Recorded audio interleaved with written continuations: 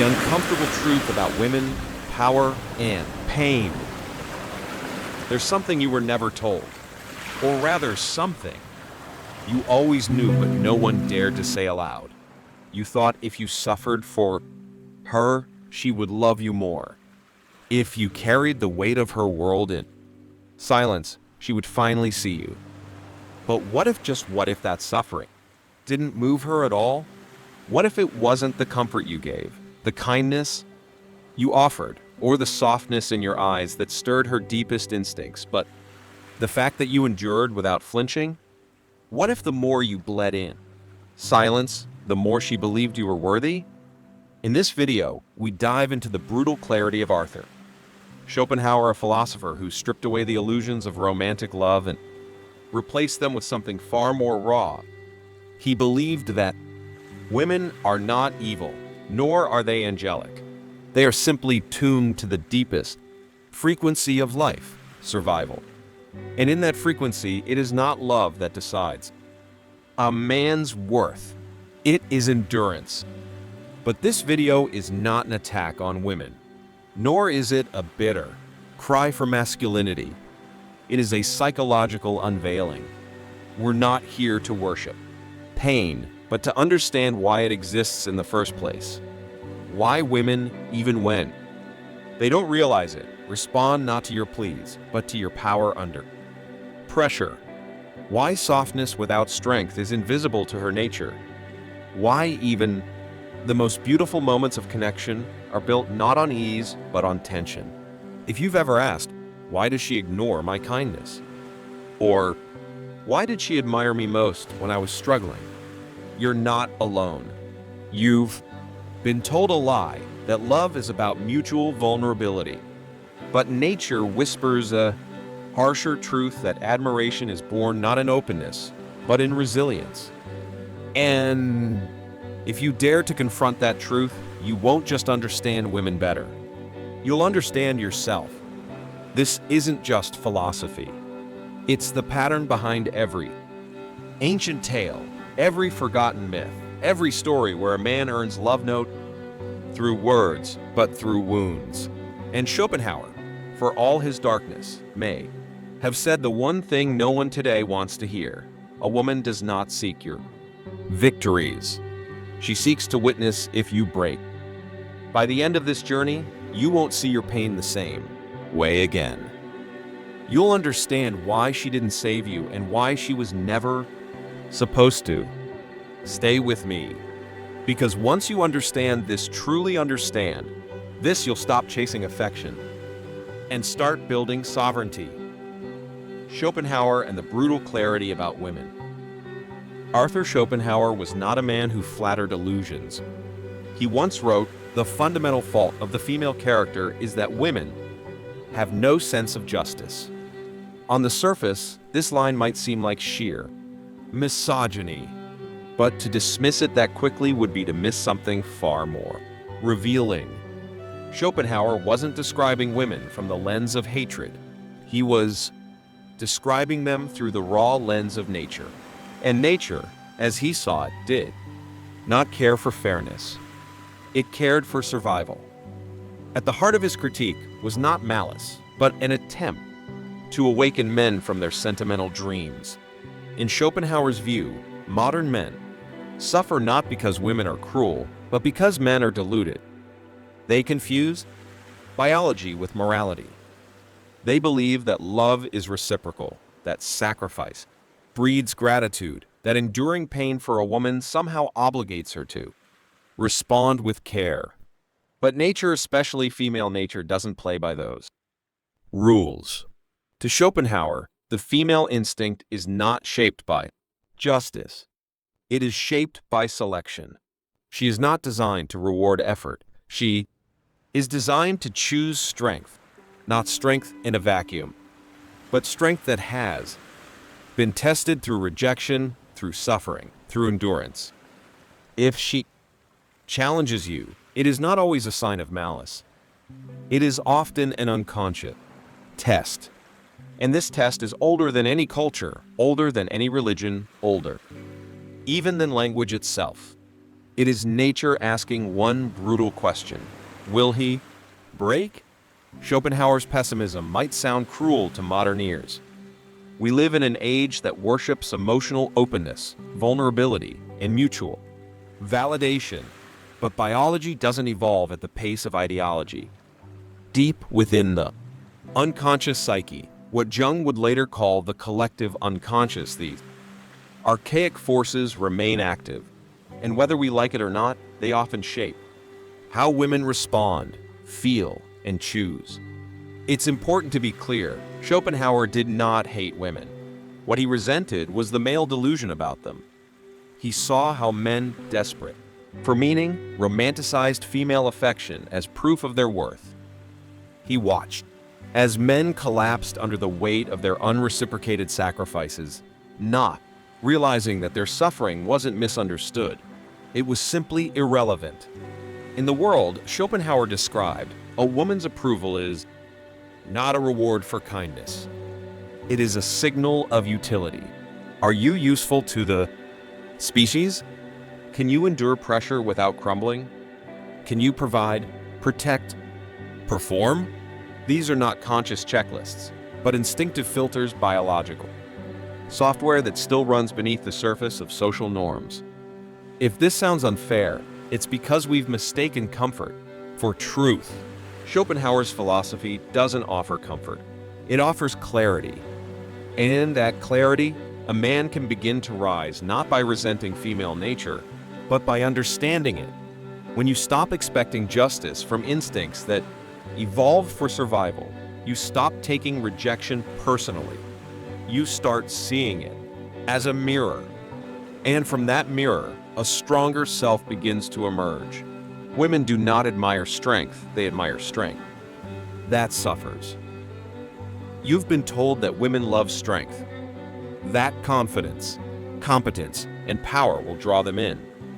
And to a degree, that's true. But what most men fail to see, what no one dares to say aloud, is this: it's not strength in and of itself that captivates her. It's strength that suffers. Strength that bleeds. Strength that survives the fire and keeps walking as if it never touched the skin. That's why your ease repels her. Your comfort bores her.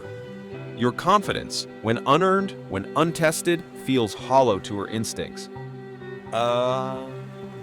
Man who is always cheerful, always available, always agreeable, he triggers no primal awe in her system. Because ease, to her ancient psyche, does not signal value. Pain does. Scarred strength, not untouched strength, earns her unconscious reverence. This isn't something she decides consciously. In fact, most women don't even realize it. But somewhere deep inside, there's an ancient, biological script still running, a script that says, this man who can endure without complaint, who can bleed without falling apart, who can protect without asking for praise, he's the one I trust. He's the one I follow. Think of Achilles, the greatest warrior in Greek mythology. His strength was not measured by victory alone. It was measured by the pain he bore, the loss of his closest friend, the burden of fate, the struggle between rage and duty. Or think of Odysseus, who returns home not as a flawless hero, but as a man changed by exile, storms, and solitude. These men didn't win affection by being flawless. They won it by surviving the crucible and remaining intact. In Schopenhauer's view, this was the essence of male beauty, stoic endurance, not flamboyant domination. And it wasn't just abstract theory. It was a reflection of nature itself. The male of the species must endure. He must prove his strength not in still waters, but in turbulent seas. Because nature, especially feminine nature, doesn't reward intentions. It rewards survival. So when she looks at you, she's not looking for proof that you're always winning. She's looking for signs that you can lose, suffer, fall, and still rise without bitterness. She doesn't care if you cry in silence. She only cares that you keep building, keep moving, keep carrying the load. That's the difference between admiration and pity. Pity sees your wounds and tries to fix them. Admiration sees your scars and wants to follow. This is where most modern men falter. Raised on ideals of romantic equality and emotional safety, they expect a woman to admire their softness, their openness, their struggle. But admiration, by its very nature, requires a distance. You cannot be admired if you're still begging. You cannot be respected if you are still performing for approval. And worst of all, you cannot rise if you are still asking to be lifted. Schopenhauer's warning, once again, is not against women, but against our misunderstanding of them. She does not desire your endless success. She desires your quiet power in the face of defeat. The man who smiles through suffering does not just win her attention. He commands her respect. The trap of sacrifice, why kindness often goes unnoticed.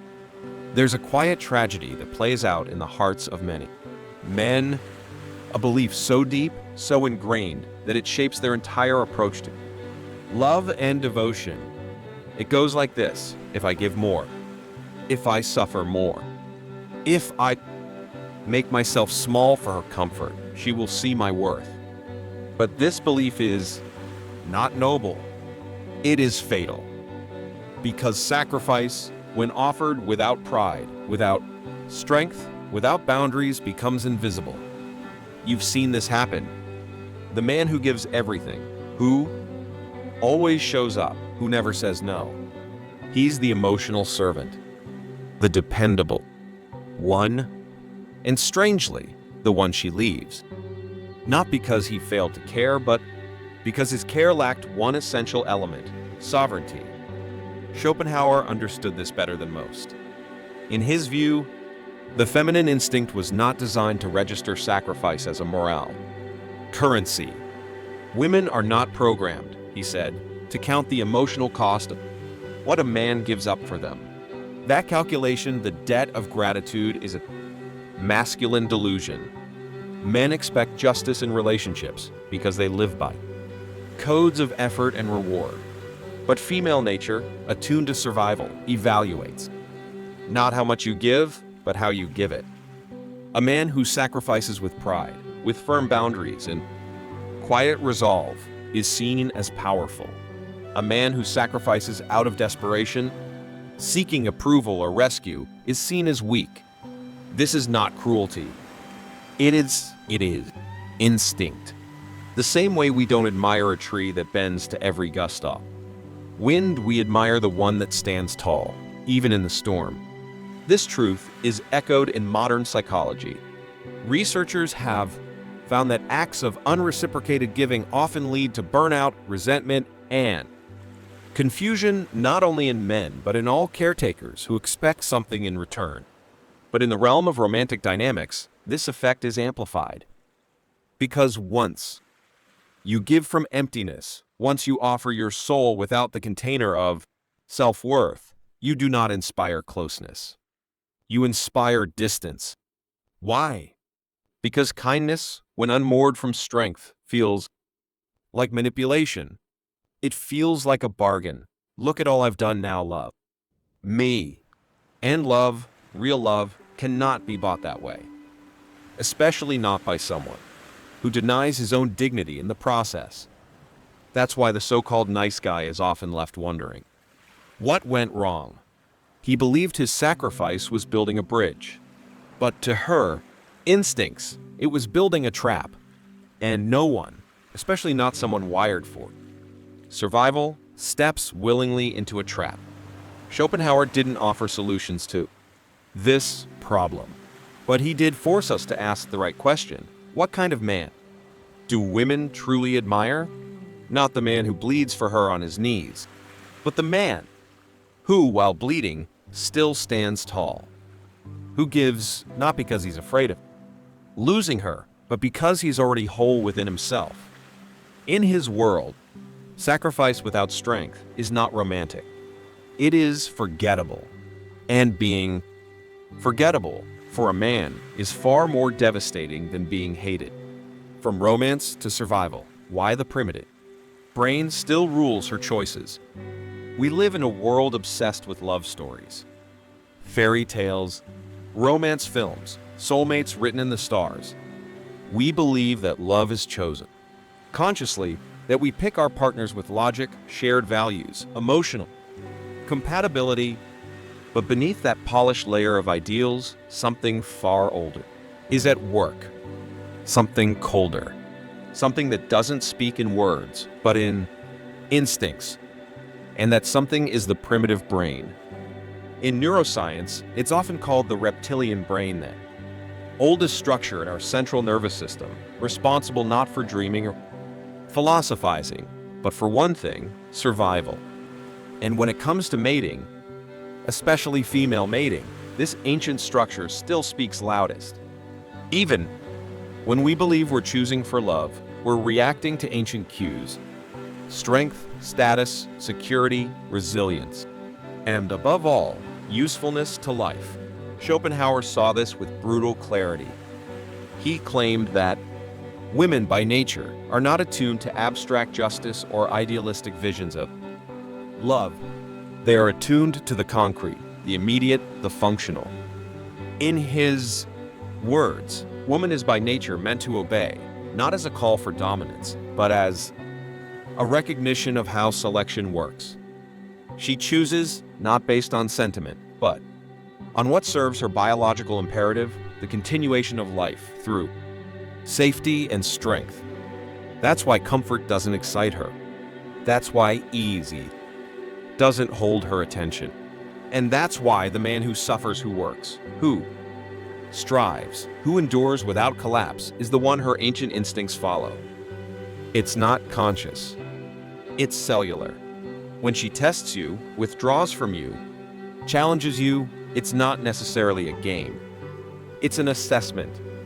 The oldest kind of assessment. Can you protect? Can you provide? Can you persevere? In modern culture, we're taught to see these dynamics as toxic. But what if they're not? What if they're simply misunderstood? When a woman ignores the man who offers her flowers every day, but grows obsessed with the man who disappears to chase his mission, we call it irrational. But to her primitive mind, one of those men signaled excess. The other signaled value. This isn't about playing games or manipulating women. It's about understanding that love, in its deepest form, is not a soft pillow. It's a battlefield where instinct chooses what mind cannot explain. That's why the most intense attractions often feel chaotic. They aren't built on compatibility. They're built on biological friction, on pressure, on challenge. And it's through this fire that admiration is forged. The mistake of the modern man is that he believes rationality governs relationships. But attraction isn't rational. It's ancient. That's why logic alone won't make her stay. That's why being nice or stable isn't enough. Her primitive brain isn't measuring your feelings. It's scanning your strength. Schopenhauer wasn't being cruel. He was describing them. Jungle inside us. The same jungle that selects leaders, lovers, and legacies. And if you can learn to navigate it, not with resentment, but with wisdom, you'll stop being confused by her contradictions. You'll start seeing a pattern, and that pattern leads not to bitterness, but to mastery. Part 5. Love as a crucible when women become the forge of male greatness. She tests you not because she is cruel, but because without knowing it, she is the fire meant to forge something in you. And if you've ever felt that your relationship with a woman was not about peace, but about pressure, then perhaps you were never in the presence of an enemy, but of a forge. Schopenhauer believed that women exist primarily for the propagation of the species. But he didn't say this to reduce their value. He said it to elevate the seriousness of their role. Propagation is not a passive task. It demands ruthless discernment. It means separating the strong from the weak, not by words or resumes, but through something more elemental resistance. And that resistance is not meant to destroy you. It is meant to reveal you. Carl Jung, years later, would reframe this same insight. Through the lens of individuation, the lifelong process of becoming who we are. And at the heart of that journey, the feminine archetype plays a central role. She appears not as comfort, but as chaos. Not as ease, but as confrontation. In myth and dream, she is the seductress, the queen, the mother, the storm. And always, always, she tests. But why? Because in testing you, she invites transformation. Not consciously, not maliciously, but instinctively. You are not meant to win her. Love with perfection. You are meant to earn your soul through struggle. And love, true love, begins only after that transformation is underway. In mythology, this idea shows up everywhere. Think of Persephone, who rules the underworld of Hades not as his prisoner, but as the silent judge of the masculine descent into death and rebirth. Think of the Arthurian legends, where the Grail is never granted to the bravest knight, but to the one who has suffered and remained humble. The woman is not the reward. She is the threshold. Even in modern psychology, we find echoes of this truth. Women often express admiration not for men who give them everything, but for those who carry weight with quiet strength, for those who pursue something greater than the relationship itself, men who have a purpose. Because purpose purifies love. It gives it tension. It gives it heat. And heat, as every blacksmith knows, is what turns iron into steel. So when she challenges you, when she pulls away, when she seems indifferent, it may not be rejection. It may be ritual, an unconscious trial of worthiness, a call not for you to collapse, but to rise. And if you do, if you endure not with resentment, but with resolve, she sees not just a man, but a myth in motion. She sees the stormbreaker. Schopenhauer was right in this. Women admire not the man who suffers passively, but the one who turns suffering into shape, into clarity, into character. And that is what makes her not your judge, but your forge. Not your enemy, but your mirror. And when a man understands this, when he stops asking to be rescued and begins forging himself, then, and only then, does he become worthy of devotion, not just desire. Part 6. The collapse of the modern man. Why equality doesn't equal attraction. The modern man is raised on a doctrine of emotional equality. He's taught that men and women are not only equal in rights, but identical in emotional needs, values, and ways of relating. He is told that vulnerability is strength, that sharing is connection, that openness guarantees intimacy. And so, with his heart in hand, he walks into relationships expecting recognition, reciprocity, and reward. But what he finds instead is confusion, rejection, indifference, or worse, resentment. Not because he lacks love to give, but because the love he offers does not match the frequency her instincts are tuned to. He becomes the man who listens, who supports, who never raises his voice, and yet she feels no fire, no admiration, no pull. Why? Because the ancient instincts that shape attraction have not evolved at the speed of social ideals. Her biology is not politically correct. It doesn't respond to intention. It responds to presence, to power, to emotional sovereignty. And when a man collapses into vulnerability too early, too often, too unanchored, he triggers not her affection, but her anxiety. Schopenhauer saw this collapse coming long before the modern age. He warned that the sentimental man would eventually find himself crushed not by women, but by his own illusions about them. And today, we see the effects all around us. Men who speak the language of emotional availability, but do not understand the terrain they're walking into. Men who seek softness, thinking it will be reciprocated, only to find that softness alone cannot sustain desire. Psychology today confirms this dissonance. Studies show that while women consciously say they value sensitivity, they are often more sexually and emotionally drawn to traits like ambition, assertiveness, and emotional resilience, especially under stress. This isn't hypocrisy. It's nature.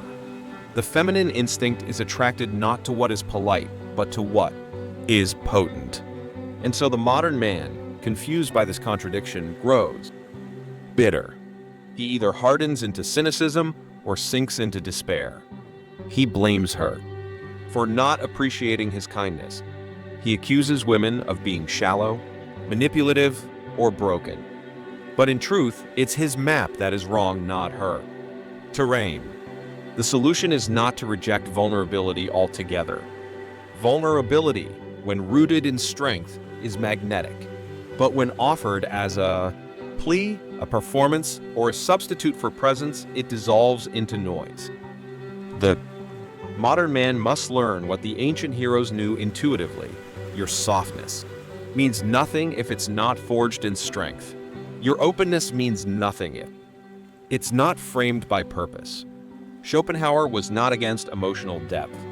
He simply believed that men must ground that depth in discipline, or risk becoming unworthy of the very love they seek. A woman cannot admire what she must emotionally rescue, and she cannot desire what she must spiritually carry. So if you feel lost as a man in this modern world, it's not because you're too emotional. It's because you were never taught how to carry your emotions with weight, with structure, with gravity. And without that gravity, your presence becomes forgettable even to the one you long to keep. Part 7. Suffer with dignity, the hidden code behind loyalty and devotion. There is a kind of suffering that repels people. And there is a kind of suffering that commands silence, respect, and even love. The difference is not in the pain itself, but in how the pain is carried. This is a truth most men learn too late, and Schopenhauer knew it well. In his philosophy, life is suffering, not as punishment, but as principle. To exist is to want, and to want is to suffer. That's the first layer. But the second, deeper layer is where a man either breaks or awakens. Because once you accept that suffering is not optional, the only question left is this: how will you carry it? A man who suffers loudly, seeking pity, drawing attention, hoping someone will come fix him, that man is not suffering with dignity. He is bleeding for approval. And no one, especially not a woman, feels drawn to a man who leaks his soul like that. It's not because she's cold. It's because her instincts are tuned to something far older than compassion. They're tuned to strength. That's why suffering without pride becomes invisible. It doesn't register. It doesn't activate her deepest responses. But the man who suffers in silence, who works through the weight of his own soul, who never asks to be praised for enduring, he becomes the kind of presence that lingers. She may not know why she feels pulled to him, but she does. And it's because, somewhere deep down, she sees in him a man who is not overwhelmed by pain, but transformed by it. Think of the great heroes of every civilization. The ones who moved nations, inspired loyalty, captured hearts. They weren't the ones who avoided pain. They were the ones who carried it without collapse. Warriors, philosophers, poets, they all walked through fire, not screaming, but sculpting themselves. Even in modern stories, we are drawn to this archetype. Batman, wounded by grief, turns his pain into purpose. Maximus, broken by betrayal, still stands to fight for honor. John Wick, consumed by loss, does not weep. He moves with terrifying clarity. These men are not robots. They feel deeply, but they channel their pain into precision, into poise, into presence. This is the hidden code behind female loyalty. She doesn't want a man who hides his wounds, but neither does she want a man who flaunts them. She wants a man who wears them like armor, who lets his scars speak of what he's overcome, not of what he still needs. Schopenhauer's wisdom pierces through every modern lie. He knew that admiration doesn't arise from ease. It arises from crucifixion, endured without collapse. And devotion, true feminine devotion, is not given to the man who cries for her attention. It is reserved for the man who doesn't need it. So the next time you suffer, don't ask who's watching. Don't beg for someone to witness it. Carry it, refine it, and let the man who emerges be so sovereign, so silently powerful, that even the winds of rejection cannot shake him. Because in that stillness, in that fire-hardened dignity, you'll find something stronger than love. You'll find reverence. Part 8. Unbreakable in the storm. Why devotion belongs to the scarred, not the soft. Not all men suffer, but very few suffer well. In every age, there have been those who collapse under pressure and those who rise through it. And women at the level of instinct, at the level of soul, have always known the difference. It is not the smooth man she trusts. It is not the polished man she follows. It is the scarred man who stands. The one who has faced rejection, loss, and failure, and yet carries himself without apology, without self-pity, without the need to explain. Schopenhauer didn't write this as a romantic. He wrote it as a realist, a man who had seen behind the veil of society's polite narratives. He saw that devotion, the man who tries to win it with comfort or charm. It is given to the one who refuses to be broken even when he's already bleeding inside. Why? Because life, to the primal mind, is war. Whether we live in modern apartments or tribal villages, the unconscious mind still scans for danger, for survival cues, for strength. And to a woman's instincts, the man who remains centered in chaos is safety incarnate. Not the man who pleads to be understood. Not the one who falls apart emotionally at every shift of the wind, but the one who can endure storms without becoming the storm. It's why women are drawn to complexity, not confusion, but emotional depth shaped by fire. The quiet confidence of a man who has tasted pain and made peace with it. The one who doesn't need to be loud because his presence already speaks. And that presence, it isn't built in peaceful moments. It's carved in the dark. Modern society, obsessed with emotional comfort, has tried to rewrite this ancient code. Men are told to be softer, to express more, to become more agreeable. But softness without structure becomes fragility. Vulnerability without strength becomes a wound. And women do not bind themselves to wounds. They bind themselves to foundations. Look at history. Look at the men who led revolutions, who built legacies, who shaped generations. They were not chosen because they made others feel good. They were chosen because they embodied stability in chaos. Because people, especially women, gravitate to those who embody what they themselves long to feel. The unbreakable man is not invulnerable. He just doesn't outsource his stability. He doesn't ask for the storm to stop. He becomes the anchor within it.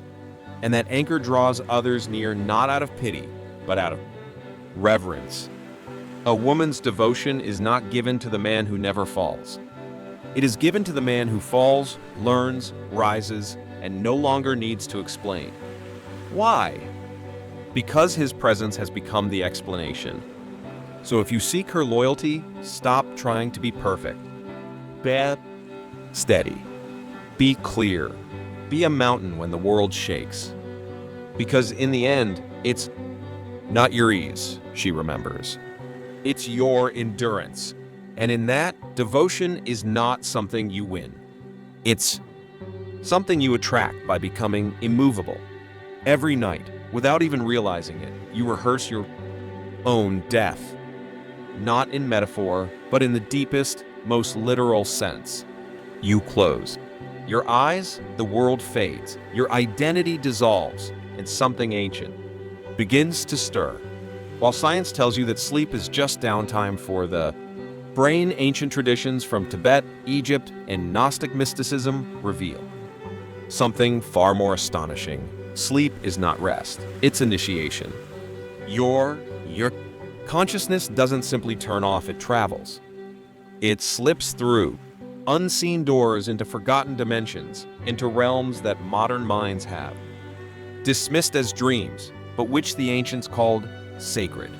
In this video, we will uncover the forbidden teachings hidden in the Tibetan Book of the Dead, the lost maps of Robert Monroe's out-of-body journeys, and the spiritual codes buried in your nightly dreams.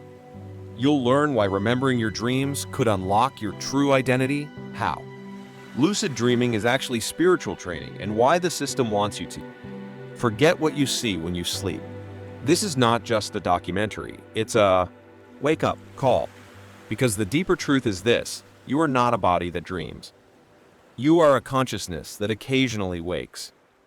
And once you see what lies beyond sleep, you'll never close your eyes the same way again. 1. Sleep is the first death. Each night, without exception, you vanish. Not just from the world, but from yourself. You lie down, close your eyes, and surrender to a process you barely understand. Your body relaxes, your breath slows, and something strange begins to happen. Your identity dissolves. You stop responding to the external world. Your thoughts drift like smoke. Time becomes meaningless. To the observer, you look unconscious. But something ancient knows better. Because while your physical body rests, something deeper is stirring, slipping out from behind your eyes. The Tibetan Book of the Dead describes this moment as the entrance to a sacred threshold, the first bardo, a space between worlds. And this space is not symbolic. It's real. The Tibetans believed that sleep and death are not different events, but mirrored processes. To sleep is to taste the afterlife. To dream is to glimpse the soul unchained. In this view, every night is a spiritual rehearsal. Every dream, a message from a realm beyond the senses. It's not poetry. It's preparation.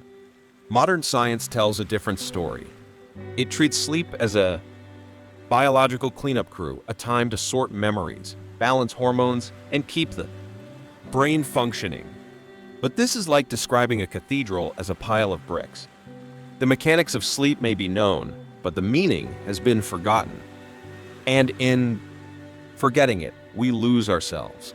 Carl Jung once said that the unconscious is not just a repository of personal memories, but a gateway to the collective, to the timeless.